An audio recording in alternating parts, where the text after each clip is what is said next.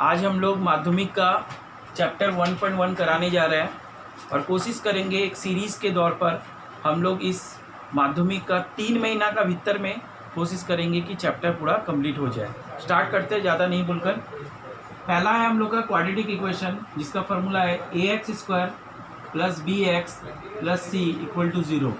अगर कोई भी फैक्टर इस टर्म में दिखता है तो वो क्वाड्रेटिक इक्वेशन है। अगर कोई फैक्टर ax² + bx + c का फॉर्म में दिखता है तो इसका मतलब ये द्विघात समीकरण है या क्वाड्रेटिक इक्वेशन है। मतलब पहला वाला में हम लोग का स्क्वायर होना चाहिए। तो जैसा पहला सवाल चैप्टर 1.1 का पहला सवाल है, क्या है बोलिए? x² - 7x + 2। तो क्या ये क्वाड्रेटिक इक्वेशन है? यस, ये क्वाड्रेटिक इक्वेशन है। क्यों? क्योंकि इसका पहला टर्म्स इससे मैच कर रहा है, दूसरा टर्म भी मैच कर रहा है, तीसरा टर्म भी मैच कर रहा है। अगर ये टर्म्स नहीं मैच करता, इसका पहला वाला पार्ट अगर x² ना हो या कोई चीज़ का क्वाड्रेटिक इक्वेशन बनने के लिए जो शर्त है वो पूरा ना करे तो वो हम लोग का क्वाड्रेटिक इक्वेशन नहीं होगा। दूसरा सम्स में आ जाते हैं। दूसरा sums 7x power 5 minus x × x + 2। इसका मतलब हम लोग 7x पावर 5 कर दिए, x² कर दिए, -2x। तो देखो ये क्वाड्रेटिक इक्वेशन से बाहर का चीज़ हो गया, ये क्वाड्रेटिक इक्वेशन नहीं होगा। अगर सिर्फ इसमें x² रहता तब हम लोग बोल सकते थे ये क्वाड्रेटिक इक्वेशन होता। नेक्स्ट नंबर है 2x x + 5 + 1। तो यहाँ पर हम लोग इसको मल्टीप्लाई करते हैं 3 नंबर में। 2x² + 10x + 1। क्या ये क्वाड्रेटिक इक्वेशन है? हाँ ये है, क्योंकि ये इस चीज़ से मैच करता है। नेक्स्ट क्वेश्चन में आ जाते हैं 2x + 1। Next 2x - 1। क्या ये क्वाड्रेटिक इक्वेशन है? नहीं, क्योंकि इसमें स्क्वायर नहीं है। क्या आप लोग को समझ में आया? यस। नेक्स्ट 2 नंबर क्वेश्चन में आ जाते हैं। अब आ जाते हैं हम लोग दूसरा क्वेश्चन में। दूसरा का 1 में क्वेश्चन में हमको दिखाना है कि कौन सा ये फॉर्म में रहता है या नहीं रहता है, कौन सा ये फॉर्म में रहता है या नहीं रहता है। तो हम लोग देखो इसको सबसे पहले एलसीएम ले लिए। x और x मिलकर x², यहाँ पर 1 और x मिलकर x कैंसिल हुआ तो 1 = 6। अब इसको हम लोग क्या करेंगे? क्रॉस मल्टीप्लिकेशन करेंगे। 6 × x क्या होगा? 6x। सबको एक तरफ आप लाइए, x² -x, ये वाला x को लाइए, 6x + 1 = क्या आया? 0 आया। फिर x² - 7x + 1 = क्या आया? 0 आया। क्या ये इससे मैच करता है?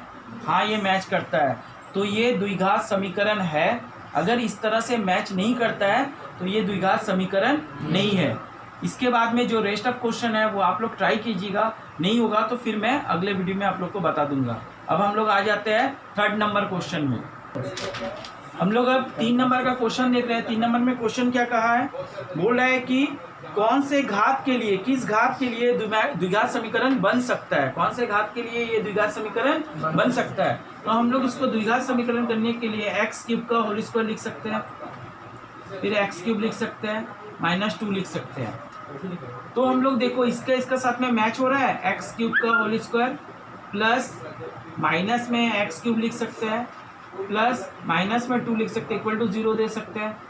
इस तरह से हम लोग देख सकते हैं ये द्विघात समीकरण तभी बन सकता है जब x का पावर 3 होने पर, x का घात 3 होने पर, 3 का घात होगा तभी होगा। समझ में आया? अब हम लोग 4 नंबर क्वेश्चन में देखिए क्या कहा है, बहुत इंपॉर्टेंट है। ये आपके एग्जाम में 1 मार्क्स का क्वेश्चन के लिए आता है। 1 मार्क्स का इसका कभी कभी क्वेश्चन दे देता है शॉर्ट क्वेश्चन में। बोला a का वैल्यू क्या होगा? a का वैल्यू क्या होगा जो पूरा इक्वेशन द्विघात समीकरण नहीं होगा, क्वाड्रेटिक इक्वेशन ही फॉर्म नहीं करेगा। तो हम लोग देखो a का वैल्यू हम लोग को ऐसा क्या लेना है जो पूरा इक्वेशन 0 हो जाए। तो हम लोग लिखेंगे a - 2 = 0। तो a = क्या होगा? 2। जब a का वैल्यू आप 2 बैठाते हैं, आप लोग इमेजिन कीजिए a का वैल्यू आप 2 बैठाएंगे, 2 - 2 क्या होगा? 0। 0 में अगर किसी चीज़ का भी मल्टीप्लाई होगा तो ये पूरा पार्ट कैंसिल हो जाएगा, जिसका मतलब क्या होगा? द्विघात समीकरण ही नहीं होगा। तो आंसर क्या आया? a इक्वल टू 2 आया। समझ में आया या नहीं आया? हम लोग 5 नंबर क्वेश्चन करने से पहले एक बार फिर से इसको रिपीट करते हैं। a का वैल्यू ऐसा क्या होना चाहिए जब पूरा इक्वेशन ही मेरा क्वाड्रेटिक इक्वेशन ना हो।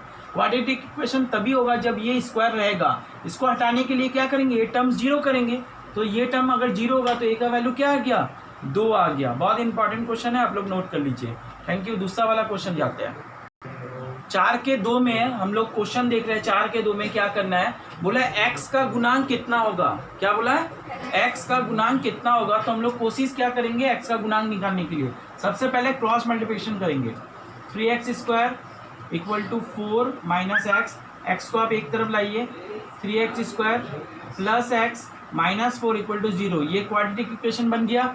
अब देखो x का साथ में किसका मल्टीप्लाई है, x का साथ में किसी चीज का है, 1 का है। किसका है, तो x का गुणांक क्या हो जाएगा, x का गुणांक 1 होगा। x का गुणांक 1 होगा। अगर आपसे पूछता x² का गुणांक क्या होगा, तो आप लिखते 3। x0 का गुणांक क्या होगा, तो आप लिखते -4। ये क्वेश्चन का आंसर एक्चुअल ये दो आपको एक्स्ट्रा में बताया गया। समझ में आया? नेक्स्ट क्वेश्चन हम लोग करेंगे तो और भी क्लियर हो जाएगा। 4 का 3 नंबर क्वेश्चन करने जा रहे हैं अब हम लोग। नेक्स्ट 4 का 3। 4 का 3 में हम लोग देख रहे हैं ये क्वेश्चन। 4 का 3 में क्या कहा है, बोला है इसको ax² plus bx plus c के रूप में आपको व्यक्त करना है।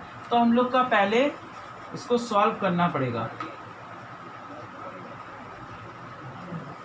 x में x का मल्टीप्लाई हुआ x², x में 3 का मल्टीप्लाई हुआ 3x, 4 में x का मल्टीप्लाई हुआ 4x, 4 में 3 का मल्टीप्लाई हुआ 12 प्लस 2। क्या समझ में आया?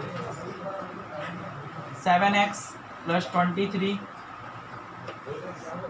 x² प्लस 7x प्लस कितना हो जाएगा, 14 हो गया। आप लोग नोटिस करो, सबको एक तरफ लाइए।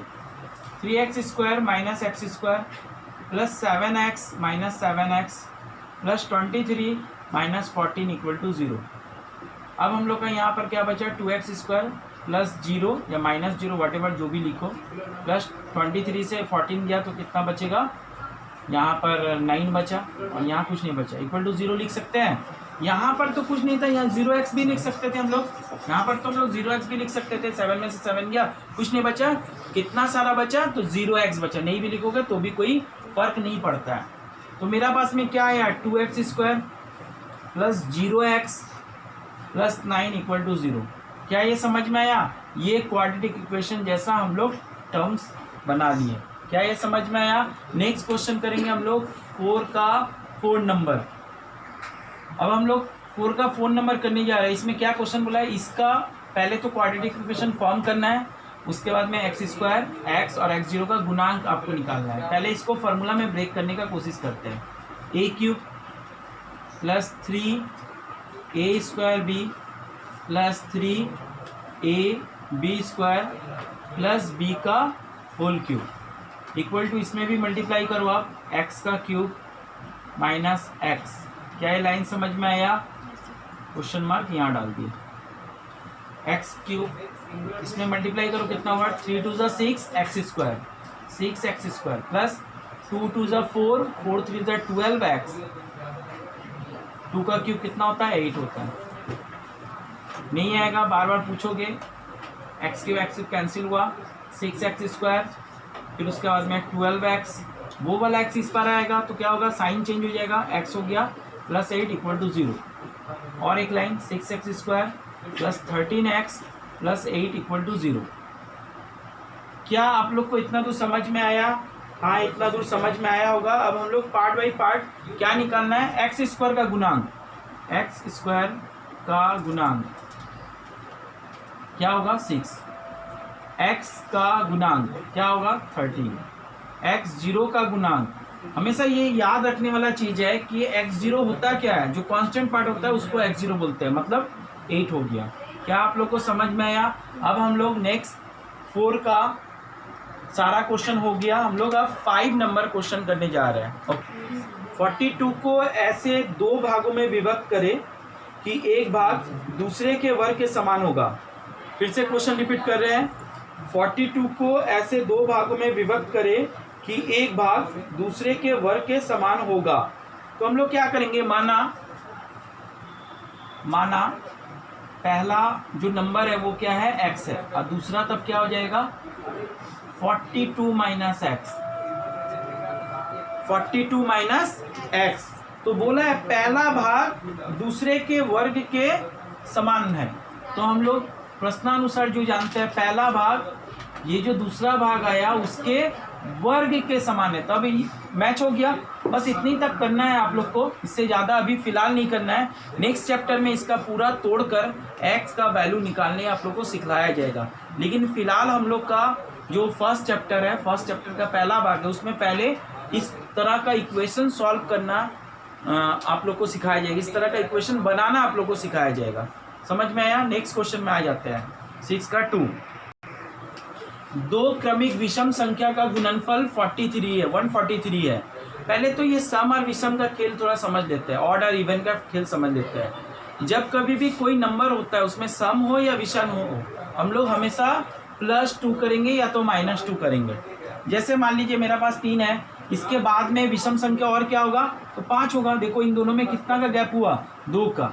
या मेरा पास 4 है तो इसके बाद वाला संख्या क्या होगा 6 हुआ। हमेशा 2 करके बढ़ेगा। इसका बाद वाला संख्या क्या होगा 8 होगा, इसके बाद वाला संख्या क्या होगा 10 होगा। यहाँ पर अगर आगे बढ़े तो 7 होगा, फिर आगे बढ़े तो 9 होगा। तो देखो हमेशा 2 का डिफरेंस हो रहा है या 2 का कम हो रहा है। तो विषम संख्या के लिए हमेशा और सम संख्या के लिए हमेशा क्या होना चाहिए, 2 कम या 2 ज़्यादा होना चाहिए। तो पहला हम लोग विषम संख्या क्या मान लेते हैं, पहला विषम संख्या हम लोग मान लेते हैं x है। पहला विषम संख्या क्या मान लिए, पहला विषम संख्या मान लेते हैं कि x है। माना पहला विषम संख्या क्या है x है। तो दूसरा क्या हो जाएगा भाई, दूसरा विषम संख्या होगा x + 2 है ना। दूसरा क्या हो जाएगा x + 2, क्योंकि उससे 2 ज़्यादा होगा या तो 2 कम होगा। अब हम लोग को बोला है दोनों का गुणनफल 143 होता है। तो आ जाते हैं अब प्रश्न में, पहला का गुणनफल, पहला और दूसरा का गुणनफल कितना हो जाएगा 143 के बराबर होगा। समझ में आया? समझ में आया? नेक्स्ट क्वेश्चन करेंगे तो और भी क्लियर हो जाएगा। नेक्स्ट क्वेश्चन के लिए हम लोग पढ़ते हैं अब। दो क्रमिक संख्याओं के वर्गों का योग 313 होगा। क्रमिक संख्या अब क्या होता है, पहले तो हम लोग विषम संख्या और सम संख्या समझे, 2 कम या 2 ज़्यादा। लेकिन क्रमिक जो होता है वो लगातार होता है। पहला अगर 1 होगा तो दूसरा 2 होगा, फिर 3 होगा, फिर 4 होगा। मतलब इसमें 1 बढ़ेगा या तो 1 कमेगा, 1 बढ़ेगा या तो 1 कमेगा। तो पहला संख्या, पहला अगर हम लोग संख्या का बात करें, माना पहला संख्या x है, तो दूसरा क्या हो जाएगा x + 1 हो जाएगा। अब क्या बोला है, दोनों के वर्गों का योग 313 है, दोनों के वर्गों का योग। तो पहला का वर्ग फिर दूसरा का वर्ग, दोनों का योग, योग मतलब प्लस, बराबर कितना है 313 है। क्या ये समझ में आया? नेक्स्ट हम लोग 6 का 1 से स्टार्ट करेंगे। 6 का 1 हम लोग अब शुरू करते हैं। नेक्स्ट 6 का जो 1 से लेकर हम लोग का 6 में बहुत सारा क्वेश्चन है, 8 क्वेश्चन है। 6 का 1 2 3 4 5 6 7 8। तो हम लोग कोशिश करेंगे कि नेक्स्ट वीडियो में आप लोग को 6 का 1 से लेकर 8 तक पूरा का पूरा कंप्लीट करेंगे। ठीक है, हम लोग नेक्स्ट वीडियो में मिलते हैं। कोशिश करेंगे आप लोग का 3 महीना का भीतर में पूरा 18 चैप्टर जो इस बार माध्यमिक दे रहा है वो फुलफिल करने का। Thank you.